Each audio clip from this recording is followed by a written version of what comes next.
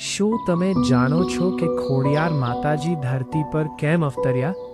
એક એવા ભક્ત માટે જેના વિશ્વાસે દેવીને પણ પ્રગટ થવા મજબૂર કરી દીધા. એક સમયની વાત છે. ગુજરાતની પવિત્ર ધરતી પર એક ભક્ત રહેતા હતા, મામાડિયા ચરણ.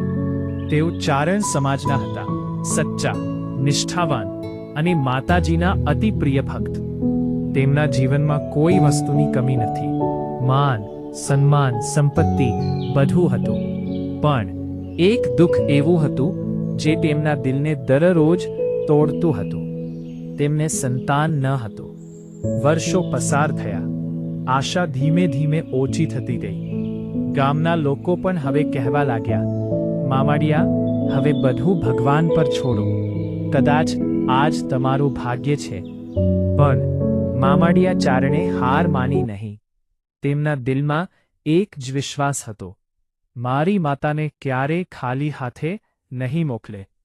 એક દિવસ તેમણે મોટો નિર્ણય લીધો. હવે માત્ર પ્રાર્થના નહીં, બેની હાથકાર તપસ્યા કરવી પડશે. તેમને ઘર, આરામ અને દુનિયાની બધી સુવિધાઓ છોડી દીધી અને પોતાને સંપૂર્ણ રીતે માતાજીની ભક્તિમાં સમર્પિત કરી દીધી.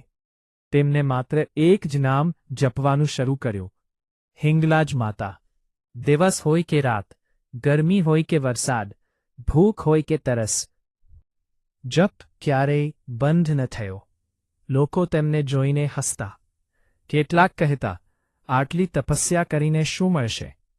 પણ મામડિયા ચારણ હંમેશા એક જ વાત કહેતા, મને મારી માતા પર સંપૂર્ણ વિશ્વાસ છે. સમય પસાર થતો ગયો. તેમની ભક્તિ હવે પરીક્ષાની સીમા પાર કરી ચૂકી હતી. અને પછી એવો ક્ષણ આવ્યો જે તેમના જીવનને હંમેશા માટે બદલી નાખશે.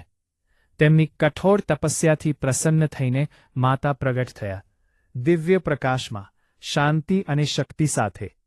માતાએ પ્રેમથી કહ્યું, હે ભક્ત, તારી ભક્તિથી હું ખૂબ પ્રસન્ન છું.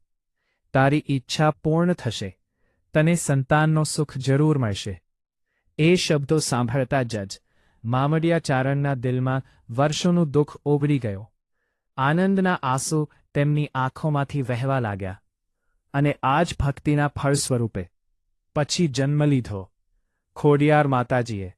લાઇક અને સબસ્ક્રાઇબ કરો અમારી ચેનલને અને જોવો બીજો એપિસોડ આગળ. શું તમે જાણો છો કે ખોડિયાર માતાજી ધરતી પર કેમ અવતર્યા? એક એવા ભક્ત માટે